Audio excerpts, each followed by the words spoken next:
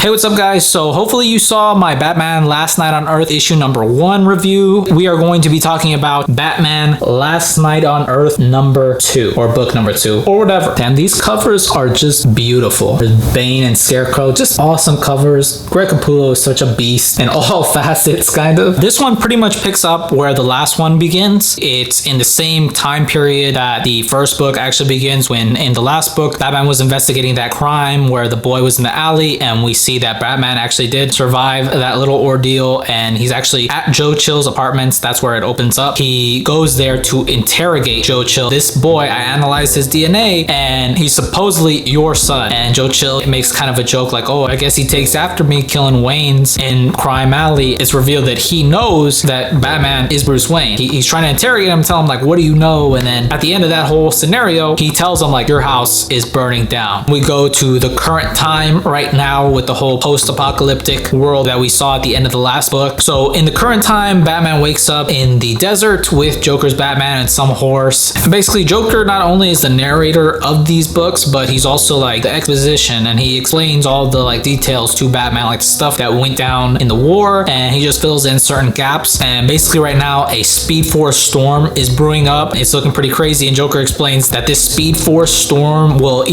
age you up or age you down, but it'll kill you regardless. And so they escape that. Basically, Joker is nagging Batman about wanting to be the next Robin, which is just that's the audacity. I mean, it's the Joker, but the audacity with the history of Joker and Robin. They escaped the Speed Force storm, which is pretty crazy. Like, there's like speedsters trapped in the Speed Force storm. I know how redundant that sounds, but like Jay Garrick, Bart, and Barry Allen are in that storm, but Batman can't do anything. It sucks, but he can't help them. Next, we see them hang gliding into this place called Fort Waller. I don't know if that has any relation to Amanda Waller. Joker fills us in that this place is basically the last stand of Earth, or at least it was. It was powered and protected by Captain Atom. All the brightest minds on Earth, or the ones that were left, and all the people that were still willing to fight the good fight were here. But I guess it got corrupted because there were like animal men, and then there were like these other guys with like wraps around their face, and they're just fighting, and it's crazy, like army dudes fighting mutants, and it was just insane. And then Batman wants to help, but he can't. We see this huge, humongous, like at least 100-foot tall Swamp Thing just appear from behind them. So they dip out very quickly, and that was pretty cool to see Swamp Thing in this book. And the next panel, we see Alfred in Gotham City, and he actually gets confronted by Bane and Scarecrow. And at this point, Bane and Scarecrow are under Omega's control. I guess they're not too happy that Alfred's out and about and also did something to disobey Omega. It's also revealed that Alfred knows who Omega is, that they both know each other. And so basically they're about to take him in or do something with him, and Alfred just goes straight up G and starts blasting on them. Pretty crazy, but he gets halted by Omega himself. He comes out super badass, just super metal. He injects Alfred with something, and before Alfred actually dies, Omega tells him like, oh, you did it. You saved the Waynes. They didn't go to see Zorro that night. So Alfred kind of dies, not happy, but he dies like thinking that he actually did save the Waynes. Like none of this mess ever happened, which is realistically what Alfred really has always wanted, was just for all this mess to not have ever happened and not have to deal with this kid that he loves going out and risking his life every single night. That's pretty crazy to see, and he just kind of dies there in the street. And so what happens next, we see Batman and Joker in the Plains of Solitude. Huge, beautiful blue crystals. Batman's getting frustrated. He went there basically to see if the rumors were true, if Superman was still alive, and he's getting really frustrated. Joker's just annoying the shit out of him, asking if he can be the next Robin, and then you just hear like a whoosh. You see a rocket just coming down. It barely misses Batman. He gets out of the way. It's actually the rocket that Superman came in to Earth as a baby. And then another one actually comes, and it looks like it's almost about to destroy Batman, and luckily he gets knocked out of the way. Whoever knocked him out of the way gets revealed to be Superman, or Superman, scruffy Superman, old faithful Superman. Batman's like, what the hell, like, where have you been? What, you've been here? Like, what are you doing, dude? He's not saying anything. The Superman is kind of hush, and he's just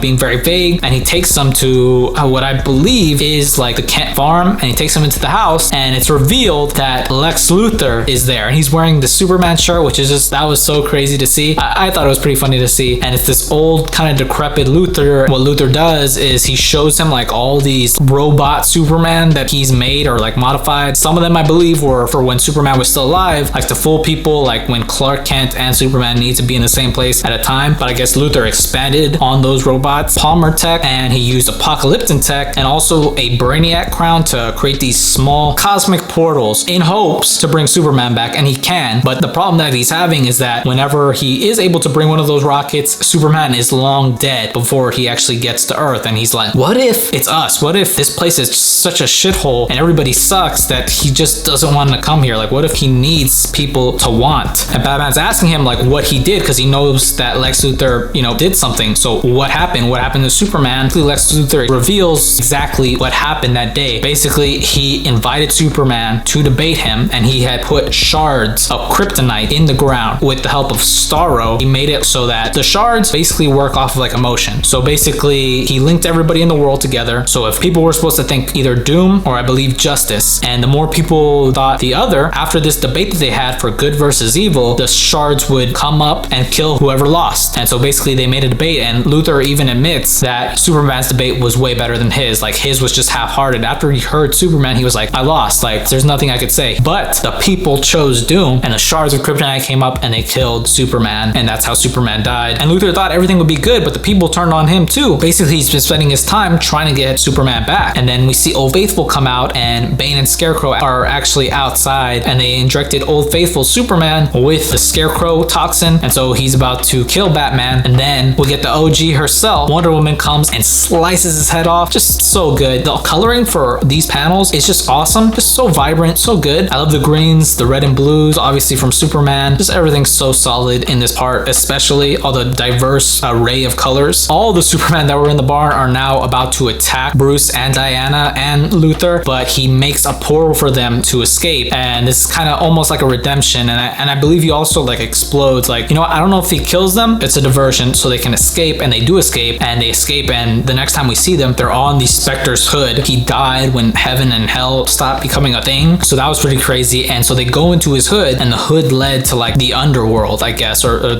some type of river. I think it's the underworld, but basically it's like pitch black. And so Diana explains like the voices that you're hearing are the voices of the people that you feel responsible for putting here. So she hears like some of her sisters and others among whatever, but Wonder Woman's, you know, she's used to this. And so Bruce grabs onto the lasso of truth, and so now he can see, and he sees basically the whole DC gallery with Superman in the front. All the heroes he feels responsible for putting there. But one voice is heard way above the others. That's Alfred. And he realizes then that Alfred's dead, and he's in pain, he's in turmoil. Bruce is like, you know, he's kind of doubting himself now. He's like, this isn't gonna work. Like, what am I gonna do? And Diana is actually for everything now. She's trying to get the world back too. She's motivated again. And Batman's just doubting himself, like, oh, I'm the one who's responsible for this. I left those doors open. Why would you follow me? And she says that's the exact reason, because he wasn't giving up. He wasn't giving up on any of the people. They get out of the tunnel, they go through Metropolis, and they finally get to Gotham City, and it's crazy. Like, Omega's influence is felt all over the whole city. Like, everybody's under the Anti-Life or the Omega influence. Then out of nowhere, the Court of Owls comes, and they ambush Bruce and Diana, and they're like, you've been sentenced to death. Bruce recognizes the voice, and it's revealed at the end of the book, one of the Talons is Dick Grayson, which is so ironic because I think Dick Grayson's grandpa was one of the Talons from the Court of Owls. A really good way to end the book. Hopefully I explained it well. Not really explained, but talked about it well and told the story well. Definitely pick up this book. Pick up all these books. I'm going to be doing issue number 3 pretty soon. Hopefully I want to get this series out there already. I wouldn't say this is a beginner's Batman series at all, but it's a really awesome Batman story. Let me know what you guys think. I think there are certain things that maybe I left out or I missed. So if I did miss anything, then let me know. If there's anything that you didn't hear me talk about that you want to have a convo with me about, leave it in the comments down below. And also, if you've read it, let me know what you thought. If you interpreted something differently, let me know. And let me know some of the pages or the panels that you thought were really good, whether drawn good or just colored good. Let me know what you liked or what you didn't like. So that's pretty much it, guys. I'm going to be doing issue number 3 very soon, so don't forget to watch that. And if you didn't watch the issue number 1 video, make sure to go back and watch that. And yeah, that's pretty much it. If you liked the video, leave me a thumbs up, comment down below, and if you want, subscribe. I always appreciate it. Thank you guys so much for watching, and I'll see you in the next one.